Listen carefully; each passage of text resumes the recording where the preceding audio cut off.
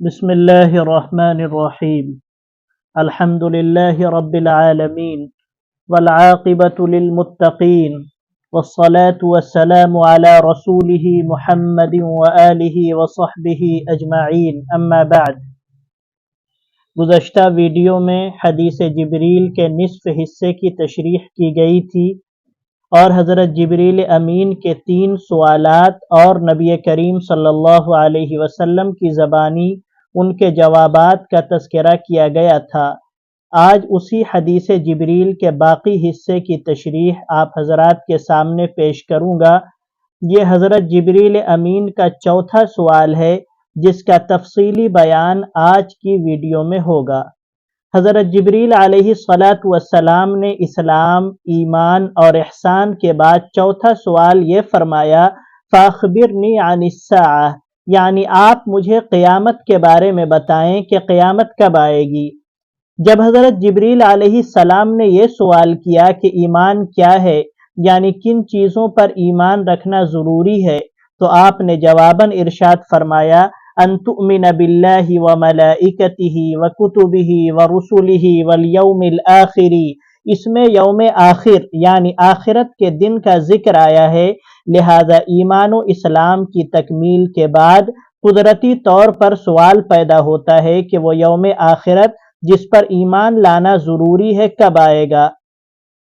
تو اس مناسبت سے تکمیل ایمان کے بعد قیامت کا سوال کیا گیا۔ علامہ قرطبی رحمۃ اللہ علیہ فرماتے ہیں کہ پہلے 3 سوالات تو اس لیے کیے گئے کہ حضرت صلی اللہ علیہ وسلم کی زبان مبارک سے حضرات صحابہ کرام کو بطور خاص تعلیم دینا مقصود تھا، جن کی طرف ہر وقت شدید احتیاج اور ضرورت ہوتی ہے، اور چونکہ حضور اکرم صلی اللہ علیہ وسلم سے قیامت کے بارے میں بکثرت سوالات کیے جاتے تھے، اس لیے حضرات صحابہ کے مجمع عام میں ان کے علم میں لانے کے لیے یہ سوال کیا گیا کہ قیامت کے وقت مقررہ کا علم اللہ جل شانہ کے ساتھ خاص ہے، نہ کسی سائل کو اور نہ کسی مسئول کو اس کا علم ہو سکتا ہے۔ نبی کریم صلی اللہ علیہ وسلم نے حضرت جبریل علیہ السلام کے سوال کا جواب دیتے ہوئے ارشاد فرمایا، مل مسئول عنہا بأعلم من السائل، یعنی جس سے سوال کیا جا رہا ہے وہ سوال کرنے والے سے زیادہ نہیں جانتا، مطلب قیامت کا علم نہ رکھنے میں ہم دونوں برابر ہیں۔ نیز آپ صلی اللہ علیہ وسلم نے جواب لا ادری یا لا اعلم، یعنی میں نہیں جانتا کے ذریعے نہیں دیا، کیونکہ اس صورت میں یہ وہم ہو سکتا تھا کہ میں اور آپ قیامت کے بارے میں نہیں جانتے، لیکن تیسرا کوئی شخص اس کا علم رکھ سکتا ہے، بلکہ آپ نے جواب میں حکیمانہ انداز اختیار کر کے اس طرف اشارہ کر دیا کہ ہر سائل اور ہر مسئول کا حکم یہی ہے، خواہ وہ آپ اور میں ہوں یا کوئی اور، نہ تو کسی مسئول عنہ ہو یعنی جس سے سوال کیا جا رہا ہے اس کو اس کا علم ہے، اور نہ ہی کسی سائل کو۔ امام حمیدی نے اپنی نوادر میں ایک روایت سند کے ساتھ ذکر کی ہے جس میں امام شعبی رحمۃ اللہ علیہ سے نقل کیا ہے کہ یہی سوال و جواب حضرت عیسیٰ علیہ السلام اور حضرت جبریل کے درمیان بھی ہوئے تھے، مگر وہاں حضرت عیسیٰ علیہ السلام سائل اور حضرت جبریل علیہ السلام مجیب یعنی جواب دینے والے تھے۔ حضور اکرم صلی اللہ علیہ وسلم کے ساتھ معاملہ برعکس ہوا، جس سے آپ کی افضلیت ثابت ہوتی ہے۔ پھر حضرت جبریل نے فرمایا کہ اگر آپ قیامت کا علم نہیں رکھتے تو اس کی کچھ علامتیں اور نشانیاں ہی بتا دیں، لیکن خیال رہے کہ حدیث پاک میں علامات سے مراد علامات صغرا ہیں۔ علامات کبریٰ کا بیان ہم گزشتہ 5 ویڈیوز میں تفصیل کے ساتھ کر چکے ہیں، ان کا دیکھنا انشاءاللہ مفید ہوگا۔ اس حدیث میں نبی کریم صلی اللہ علیہ وسلم نے 2 علامتوں کا ذکر کیا ہے۔ پہلی علامت ان تلد الامۃ ربتہا، یعنی باندی اپنے آقا کو جنے گی، پیدا کرے گی۔ محدثین کرام نے حدیث کے اس جملے کی مختلف توجیحات بیان فرمائی ہیں، سب سے راجح توجیحات درجہ ذیل ہیں۔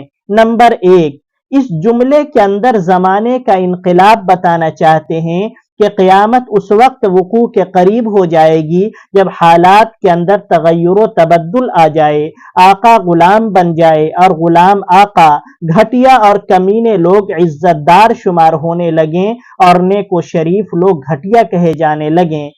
لائق لوگ پیچھے کر دیے جائیں گے اور نالائق برسر اقتدار ہوں گے۔ حافظ ابن حجر رحمۃ اللہ علیہ فرماتے ہیں اس صورت میں رب سے مراد مربی ہے، یعنی تربیت کرنے والا، پرورش کرنے والا، گویا کہ جس کی تربیت و پرورش کی جاتی ہے وہ مربی یعنی پرورش و تربیت کرنے والا بن جائے گا، اور مربی کی ہی تربیت چھوٹوں کے ذریعے کی جائے گی۔ یہ توجیہ دیگر توجیہات سے اس لیے راجح ہے کہ اس میں حالات کی تبدیلی کے ساتھ ساتھ غرابت یعنی اجنبی پن بھی ہے۔ ملا علی قاری رحمۃ اللہ علیہ فرماتے ہیں کہ اس کی تائید ایک اور روایت سے بھی ہوتی ہے جس میں ارشاد ہے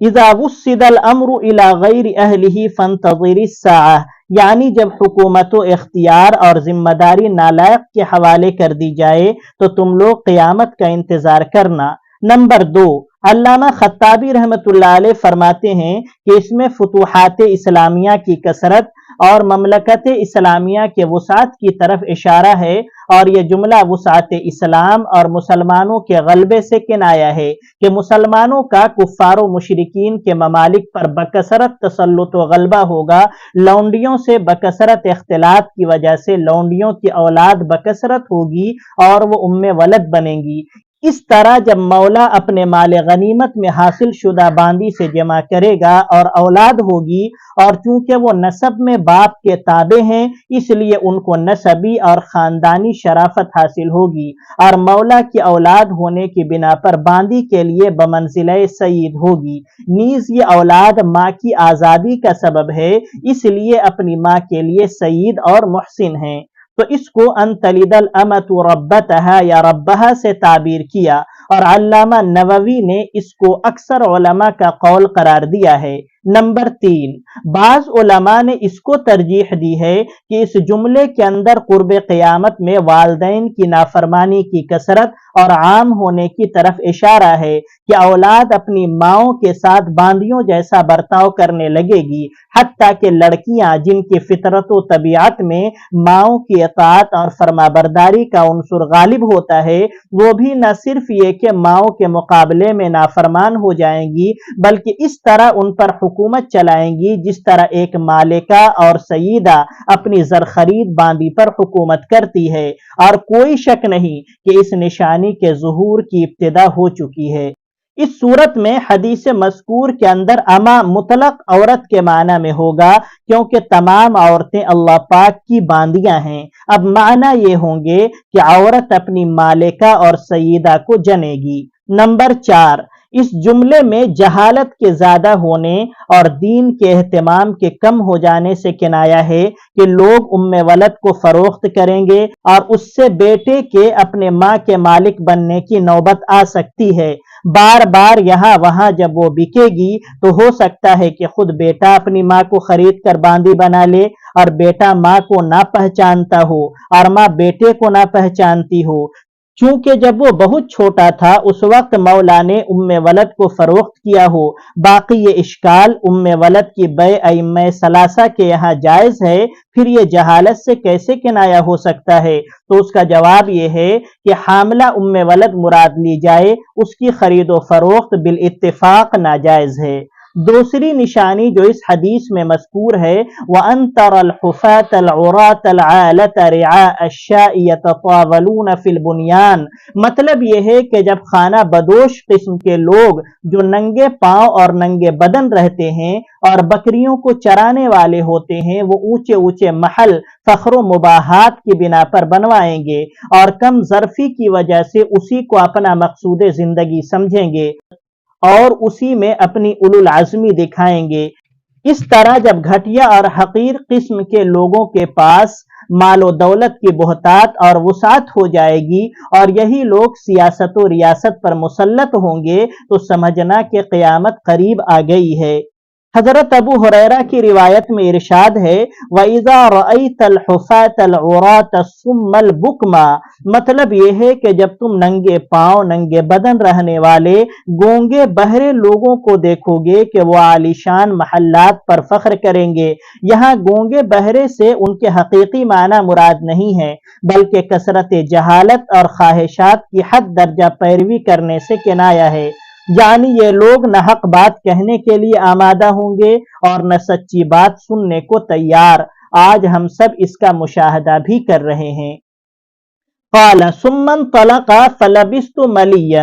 حضرت ابو ہریرہ کی روایت سے معلوم ہوتا ہے کہ نبی کریم صلی اللہ علیہ وسلم نے صحابہ کرام کو اسی مجلس میں حضرت جبریل علیہ السلام کے تشریف لے جانے کے بعد ان کے بارے میں بتا دیا تھا کہ یہ حضرت جبریل تھے، تمہارے پاس تمہارا دین سکھانے آئے تھے، جبکہ حضرت عمر فاروق کی اس روایت سے معلوم ہوتا ہے کہ آپ نے فوراً اسی مجلس میں نہیں بلکہ ابو داود، نسائی اور ترمذی کی روایت کے مطابق 3 دن بعد نبی کریم صلی اللہ علیہ وسلم کی ان سے ملاقات ہوئی تو آپ نے حضرت جبریل کے بارے میں ان کو بتایا۔ حافظ ابن حجر رحمۃ اللہ علیہ نے علامہ نووی سے یہ توجیہ نقل فرمائی ہے کہ جب نبی کریم صلی اللہ علیہ وسلم نے حضرت جبریل کے تشریف لے جانے کے بعد ان کو واپس بلانے کے لیے فرمایا اور حضرات صحابہ اس شخص کی تلاش میں نکلے لیکن وہ نہیں ملے تو دیگر صحابہ کرام کے ساتھ حضرت عمر بھی ان کی تلاش میں چلے گئے ہوں گے،